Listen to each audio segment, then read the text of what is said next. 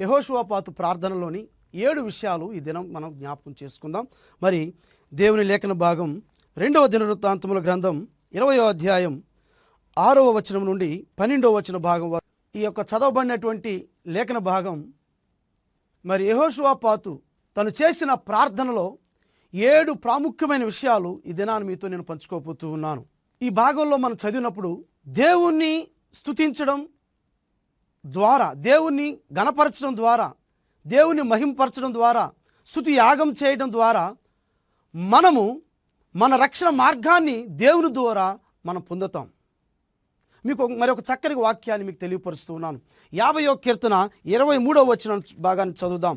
స్తుతి యాగం అర్పించువాడు నన్ను మహిమపరచుచున్నాడు, నేను వానికి దేవుని రక్షణ కనపరచునట్లు వాడు మార్గము సిద్ధపరచుకునెను. దేవునికి స్తోత్రం. మనం ఇక్కడ గమనించినట్లయితే ప్రేమేంటి దేవుని బిడ్డలారా, ఈ వాక్య భాగంలో స్తుతియాగం అర్పించేటువంటి వాడు దేవుని మహిమపరుస్తూ ఉన్నాడు, అలాగే వానికి రక్షణ మార్గాన్ని ఏర్పాటు చేసుకుంటున్నాడు దేవుని ద్వారా. దేవుని ఎప్పుడైతే మనం స్తుతిస్తుంటామో, దేవుని ఎప్పుడైతే మనం ఆరాధన చేస్తున్నామో, ఆయన ఘనపరుస్తున్నామో, మనము ఆయన ద్వారా ఒక మార్గాన్ని మనం ఏర్పాటు చేసుకుంటూ ఉన్నాం. స్తుతి అనేటువంటిది విశ్వాసానికి గుర్తండి. మన పితరులు దేవుని స్తుతిస్తూ విశ్వాసము ద్వారా సింహపు నోళ్లను మూశారండి. అలాగే శత్రువుల మీద జయం పొందారు. విశ్వాసం ద్వారా దేవుని స్తుతిస్తూ చెరసాల తలుపులను తెరవగలిగారండి. ఇవన్నీ కూడా మనం హెబ్రీ పత్రికలో చూడగలుగుతాం. కనుక దేవుని స్తుతించడం అంటే దేవుని యందు మనం విశ్వాసం ఉంచి ఉన్నాం. మన విశ్వాసంలో మన దేవుని స్తుతిస్తూ ఉన్నాం. హెబ్రీ పత్రిక 11వ అధ్యాయం 6వ వచనం చూస్తే, without faith it is impossible to please God, for who comes to God he must believe that he is and that he is a rewarder of those who seek him. విశ్వాసము లేకుండా దేవుడికి ఇష్టడైనట అసాధ్యము. తన యొద్దకు వచ్చువాడు తాను ఉన్నాడని, తనకు ప్రతిఫలం దయచేవాడని నమ్మవలని కదా అని వాక్యం రాయబడి ఉంది. కనుక మనము దేవుని నమ్ముతున్నామంటే దేవుని స్తుతిస్తున్నాం, దేవుని స్తుతిస్తున్నామంటే ఆయన నమ్మి మనం ఆయన ఆరాధన చేస్తున్నాం, స్తుతిస్తున్నాం. కనుక మన స్తుతిలో దేవుని స్తుతించడం ద్వారా ఆయన యందు మనం విశ్వాసం కలిగి ఉన్నాం. యెహోషువపాతు తను కలిగినటువంటి ఆ యొక్క పరిస్థితుల్లో దేవుని ఎలా ప్రార్థన చేశాడు, దేవునికి ఎలా మొరపెట్టాడో చక్కగా 7 విషయాలు మనం జ్ఞాపకం చేసుకున్నాం. మొదటి విషయం చూడండి, 6వ వచనం. మా పితరుల దేవా యెహోవా, నీవు ఆకాశమందు దేవుడివై ఉన్నావు, అన్యజనుల రాజ్యములను ఏలువాడవు నీవే. నీవు బాహుబలము గలవాడవు, పరాక్రమం గలవాడవు, నిన్నెదిరించుట కెవరికి నీ బలము చాలదు. దేవునికి స్తోత్రం. ప్రేమంటే దేవుని బిడ్డలారా, గమనిస్తున్నారా? యెహోషువపాతు తన ప్రార్థనలో మొదటి విషయం, దేవుడు సర్వాధికారి అయిన దేవుణ్ణి జ్ఞాపకం చేసుకుంటూ ఉన్నాడు. ఆ విషయాన్ని దేవునికి జ్ఞాపకం చేస్తూ ఉన్నాడు. దేవునికి స్తోత్రం. అన్యజనులకు ఈ భూమి మీద సమస్తము అధికారి నీవే.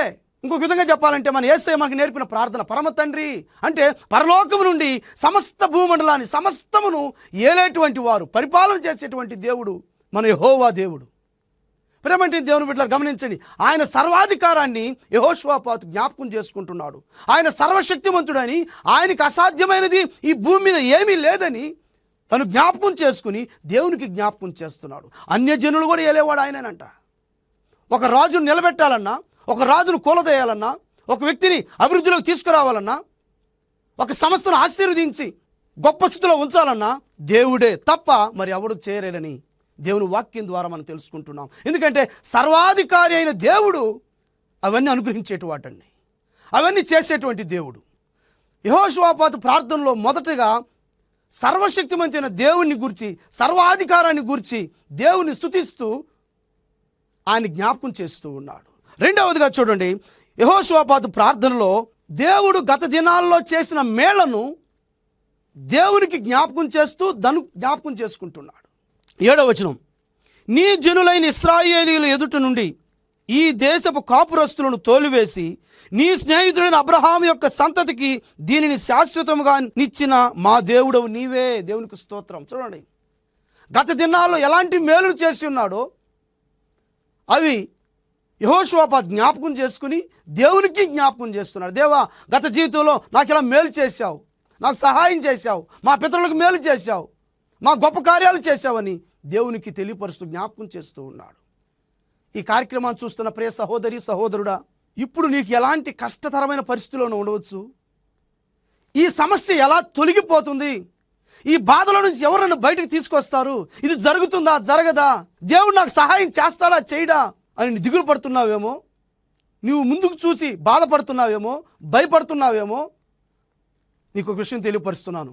ప్రభువు నీకు గతంలో ఎలాంటి సంక్లిష్టమైన పరిస్థితుల్లో, భయంకరమైన పరిస్థితుల్లో, ఆపదల్లో నీకు సహాయం చేసి విడిపించి నిన్ను నడిపించిన దేవుణ్ణి ఒకసారి జ్ఞాపకం చేసుకో. ఆ పరిస్థితులన్నీ విడిపించి నడిపించిన దేవుడు ఇప్పుడు కూడా నీకున్న ఆ పరిస్థితిని, ఆ భయమును, ఆ అప్పులను, ఆ వేదనను, ఆ జబ్బును, ఆ ఆర్థిక పరిస్థితులను, ఆ కోర్టు సమస్య అన్నింటిలో నుంచి ప్రభు నిన్ను విడిపించి నీకు సహాయం చేయబోతున్నాడు. దేవునికి స్తోత్రం. కనుక ప్రభు గత దినాల్లో చేసిన మేలును జ్ఞాపకం చేసుకో. ప్రభు గతంలో నాకు మేలు చేశాడు, ఇప్పుడు కూడా నాకున్న ఈ సమస్య నుండి కూడా నాకు ప్రభు సహాయం చేస్తాడు, నన్ను విడిపిస్తాడు, తప్పకుండా నీకు సహాయం చేస్తాడు. యెహోషువపాతు 2వ అంశం జ్ఞాపకం చేసుకుంటున్నాడు. జ్ఞాపకం చేసుకుని దేవునికి జ్ఞాపకం చేస్తున్నాడు. దేవా, గతంలో నీవు మాకు చేసిన మేలను మేము జ్ఞాపకం చేసుకుంటున్నాం. దేవునికి స్తోత్రాలు.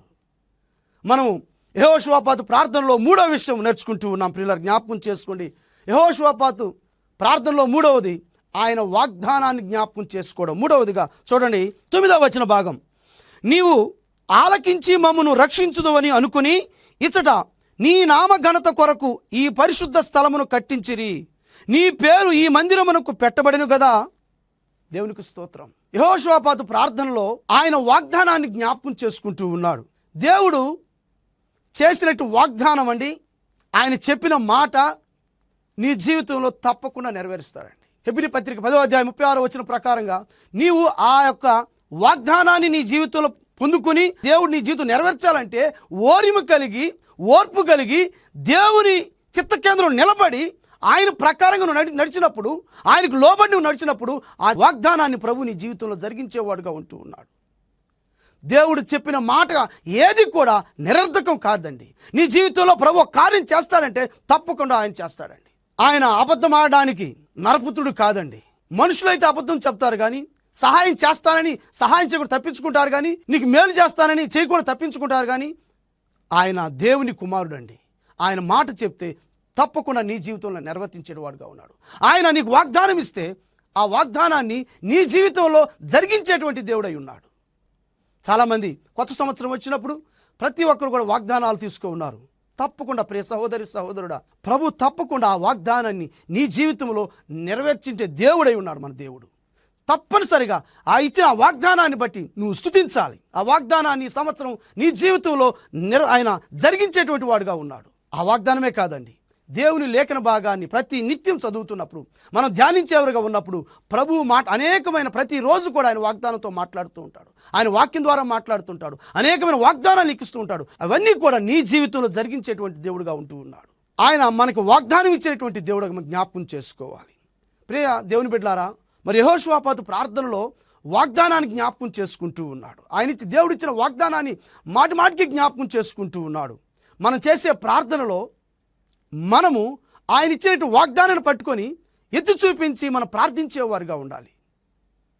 చూడండి, ఒక మంట వేసినప్పుడు ఆ మంట పెద్దది రావడానికి కొన్ని కట్లు వేస్తే ఎక్కువ మంట వస్తుంది. అలాగే కిరోసిన్ పోస్తే మరి త్వరితగా మంట పెద్దదవుతుంది. అలాగే పెట్రోల్ వేస్తే ఇంకా త్వరితగా ఆ మంట పెద్దదవుతుంది. అలాగే నీ యొక్క ప్రార్థనలో, దేవుని స్తుతియాగంలో ఆయన ఆరాధించినప్పుడు, ఆయన ప్రార్థించినప్పుడు దేవుడు నీకిచ్చిన వాగ్దానాన్ని ఆ ప్రార్థనలో పెట్టడం వలన ఈ అగ్ని మంట ఎలా ఎక్కువ అవుతుందో, ఆ పెట్రోల్ పోసినప్పుడు మంట ఎలా ఎక్కువ అవుతుందో, నీ ప్రార్థనలో శక్తి ఎక్కువ అవుతుందండి. దేవుడు గొప్ప కార్యాలు చేస్తాడు. కనుక మా దేవుడు మనకిచ్చినటువంటి ఆ వాగ్దానాలు పట్టుకుని మనం దేవుని స్తుతించేవారుగా ఉండాలి. యెహోషువపాతు ప్రార్థనలో దేవుడు చేసిన వాగ్దానాన్ని జ్ఞాపకం చేసుకుంటూ ఉన్నాడు. యెహోషువపాతు తన ప్రార్థనలో 4వదిగా, మేము స్వతంత్రించుకునవలనని నీవు మాకిచ్చిన నీ స్వాస్థ్యములో నుండి మమ్మును తోలివేయుటకై వారు బయలుదేరి వచ్చి మాకెట్టి ప్రత్యుపకారము చేయుచున్నారో దృష్టించుము. యెహోషువపాతు ప్రార్థనలో 4వదిగా దేవునికి జ్ఞాపకం చేస్తూ, దేవా మేము నీ స్వాస్థ్యం అని జ్ఞాపకం చేస్తూ ఉన్నాడు. అవునండి, మనం దేవుని ప్రజలం, ఆయన స్వాస్థ్యం మనం, ఆయన సొత్తు మనం, ఆయన పేరు పెట్టబడిన జనాంగం మనం. ప్రభువైన యేసుక్రీస్తు వారు తన రక్తము చేత మనల్ని కొన్నాడు. ఆయన దేవా నేను మీ స్వాస్థ్యం అని మనం తెలియపరచాలి.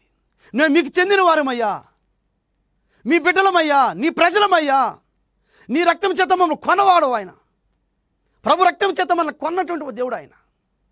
కనుక నీవు నేను మనమందరం కూడా ప్రభు యొక్క స్వాస్థ్యమని జ్ఞాపకం చేసుకోవాలి. యెహోషువపాతు ప్రభు కలగా ప్రార్థన చేస్తారు, అయ్యా మేము నీ స్వాస్థ్యమని జ్ఞాపకం చేస్తూ ఉన్నాడు. మీ స్వాస్థ్యమని, నీ బిడ్డలమని, నీ ప్రజలమని, నీవు మేపు గొర్రెలమని దేవునికి జ్ఞాపకం ప్రార్థన చేస్తూ, దేవుని స్తుతిస్తూ ఆయన ప్రార్థనలో యెహోషువపాతు దేవునికి ప్రార్థన చేస్తూ ఉన్నాడు. ఆ రీతిగా మనం ప్రార్థన చేసేవారుగా ఉండాలండి. యెహోషువపాతు ప్రార్థనలో 5, 6, 7 ఈ 3 అంశాలు మనం 12వ వచన భాగంలో చూడవచ్చు. మా దేవా నీవు వారికి తీర్పు తీర్చవా, మా మీదకి వచ్చు ఈ గొప్ప సైన్యముతో యుద్ధము చేయుటకును మాకు శక్తి చాలదు. దేవునికి స్తోత్రం. యెహోషువపాతు ప్రార్థనలో 5వదిగా దేవుని ఎదుట ఒప్పుకుంటున్నాడు, దేవా మాకు శక్తి చాలదు. ఎప్పుడు కూడా దేవుని ఎదుట మనము మన శక్తిని గురించి ఒప్పుకునేవారుగా ఉండాలండి. ప్రభువా నా శక్తి సరిపోదయ్యా, నా బలం సరిపోదయ్యా, నాకున్న శక్తి సరిపోదయ్యా అని ఒప్పుకుంటూ ఉన్నాడు. ఇక్కడ 6వ మాట కూడా, అయ్యా నాకు తెలివి లేదు, నాకు జ్ఞానం లేదు, నాకు బుద్ధి లేదు, నాకేమి అర్థం కావటం లేదు, ఒప్పుకునేవారుగా ఉండాలి. యాకోబు పత్రిక 1వ అధ్యాయం 5వ వచనంలో మనం జ్ఞాపకం చేసుకుంటే, మీలో ఎవరికైనా జ్ఞానము కుదువుగా ఉన్న ఎడల అతడు దేవుణ్ణి అడగవలను, ఆయన ఎవరిని గద్దింపక ఆయన ధారాళంగా ఇచ్చేటువంటి వాడు అండి. దేవునికి స్తోత్రం. ప్రియ సహోదరి సహోదరుడా, ఆయన మనందరినీ ప్రేమించి ఆయన జ్ఞానాన్ని ధారాళంగా ఇచ్చేటువంటి వాడండి. మన దేవుడు ఏదైనా మనకి ధారాళంగా ఇచ్చేవాడండి. అయితే మనం ఒప్పుకోవాలి, ఏమని, అయ్యా నాకు శక్తి చాలదు, నాకు బలం చాలదు, నాకు జ్ఞానం లేదు, నా జ్ఞానం తక్కువగా ఉంది, నా బుద్ధి పనిచేయడం లేదు. యెహోషువపాతు ఇలా ప్రార్థన చేస్తా ఉంది. 7వది, మా దిక్కు నీవే అంటున్నాడు. అయ్యా మా విశ్వాసం నీ మీదే, మాకేమీ అర్థం కావటం లేదు. చూడండి 7వది, మా దిక్కు నీవే, మాకేమీ అర్థం కావట్లేదయ్యా, నా శక్తి చాలదయ్యా, నా బలం చాలదయ్యా, నా దిక్కు నీవే, నేను నిన్ను ఆధారం చేసుకున్నా. ఈ రీతిగా ప్రార్థన చేస్తూ వచ్చారండి. యెహోషువపాతు ప్రార్థనలో ఈ 7 విషయాల్లో తను తగ్గించుకొని ఎలా ప్రార్థన చేశాడో చూడండి. ఈ రీతిగా మనం ప్రార్థన చేసేవారుగా ఉండాలి.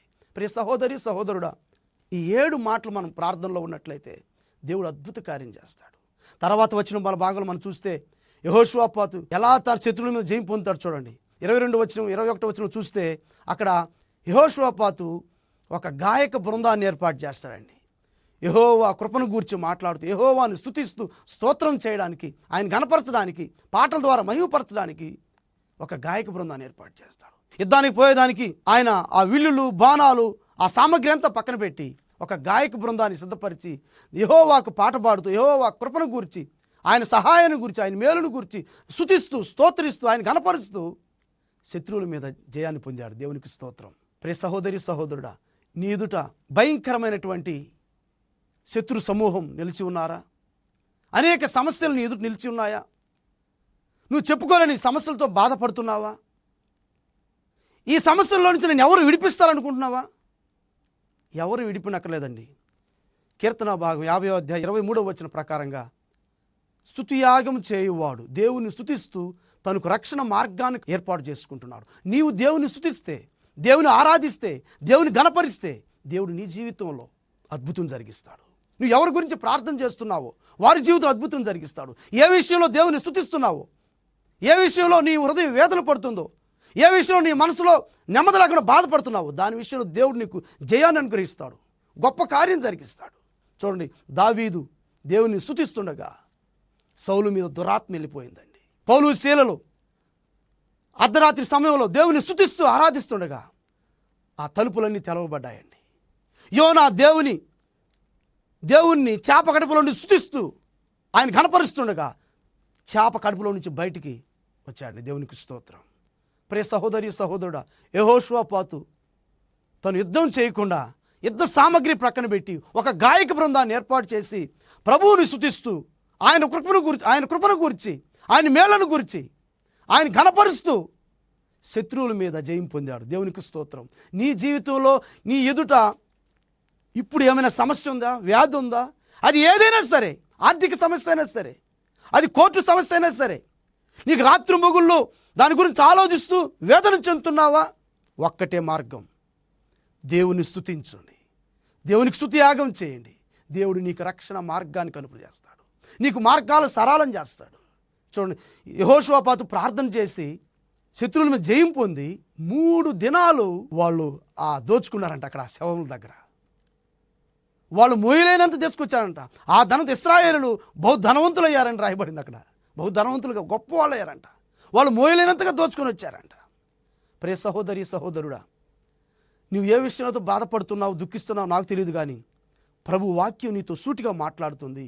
యెహోషువపాతు ఏ రీతిగా ప్రార్థన చేశాడో నీవు నేను ఆ రీతిగా ప్రార్థన చేయగలిగితే మన ముందున్నటువంటి అది ఎలాంటి సమస్య అయినా సరే, ఇది అసంభవం, ఎవరు చేయలేరు అన్న చెప్పినా కూడా ప్రభువు దాన్ని అద్భుతంగా నీ జీవితంలో జరిగిస్తాడు. ఆశ్చర్య రీతిలో జరిగించి ఆయన జీవము కలిగిన దేవుడని నీ ద్వారా తన నామానికి మహిమ తెచ్చుకుంటాడండి. దేవునికి స్తోత్రం.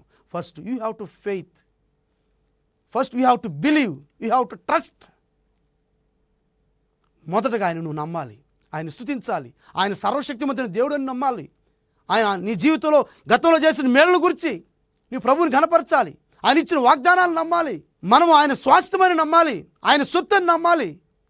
ప్రభువా, నేను బలహీనుడను, నాకు జ్ఞానం లేదు, నాకు ఎటు దిక్కుతోసలే, మొత్తం మనము ఆయన నమ్మి ఆధారపడితే నీ జీవితంలో ప్రభువు గొప్ప కార్యం చేస్తాడు, అద్భుత కార్యం చేస్తాడు, నీవు దీవిస్తాడు. ప్రియ సహోదరి సహోదరుడా, నువ్వు అనుకుంటున్నావు, బ్రదర్ నీకు తెలియదు నా విషయం, ఇది ఇట్లా జరిగింది, ఇది ఏమవుతుందో తెలియదు, నా పరిస్థితి ఎలా ఉంది అని నువ్వు చెప్పవచ్చు. ప్రియ సహోదరి సహోదరుడా, నీతో నేను మాట్లాడుతున్నాను.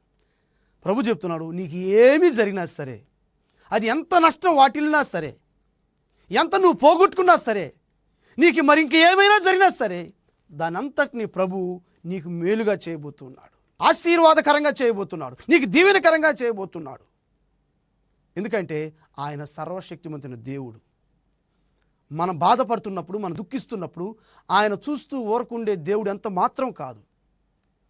నువ్వు రాత్రి జాములో నిద్ర లేకుండా ఒంటరిగా వేదన పడుతుండొచ్చు. నా బిడ్డల పరిస్థితి ఏంది, వారి భవిష్యత్తు ఏంది, నా కుటుంబ పరిస్థితి ఏంది, నా ఆర్థిక పరిస్థితి ఏంది, రేపేం చేయాలి, ఇలా నువ్వు ఎన్నో ఆలోచిస్తూ నువ్వు కృంగిపోతున్నావేమో. ప్రియ సహోదరి సహోదరుడా, నీవు పుట్టక మునుపే, తల్లి గర్భంలో నువ్వు పిండముగా రూపింపబడక మునుపే ప్రభువు, క్రీస్తు యేసు ప్రభువులో ఆయన నిన్ను ఏర్పరచుకున్నాడని, నిన్ను అడగకుండానే నీకు తల్లిదండ్రులను, బిడ్డలను, కుటుంబాన్ని, మంచి ఆరోగ్యాన్ని, ఆయుష్ను నేటి వరకు నీకు అనుగ్రహించాడని ఆయన శక్తిని నువ్వు గుర్తించలేకపోతున్నావా? ఆయన బలాన్ని గుర్తించలేకపోతున్నావా? ఆయన గొప్ప కార్యాలను జ్ఞాపకం చేసుకోలేకపోతున్నావా? ఇంతవరకు కాపాడిన దేవుడు ఇక ముందున్న ప్రతి విషయంలో కూడా, ప్రతి నెలలో కూడా, ప్రతి సంవత్సరంలో కూడా, ప్రతి పనిలో కూడా ప్రభు నీకు తోడుండి నిన్ను ఆశీర్వదించి నిన్ను, నీ బిడ్డలను, నీ పిల్లలను, కుటుంబాన్ని అభివృద్ధి పరిచేటువంటి దేవుడు నీ ముందుంటున్నాడు. ప్రియ సహోదరి సహోదరుడా, ఈ వాక్య సందేశం వింటున్న నీవు యెహోషువపాతు ఏ రీతిగా ప్రార్థన చేశాడో ఆ రీతిగా నీవు నేను ప్రార్థన చేసి మన ముందున్న ఆ సమస్య నుండి, ఆ వ్యాధి నుండి మనమే దేవుని ద్వారా రక్షణ మార్గాన్ని ఏర్పాటు చేసుకుందాం.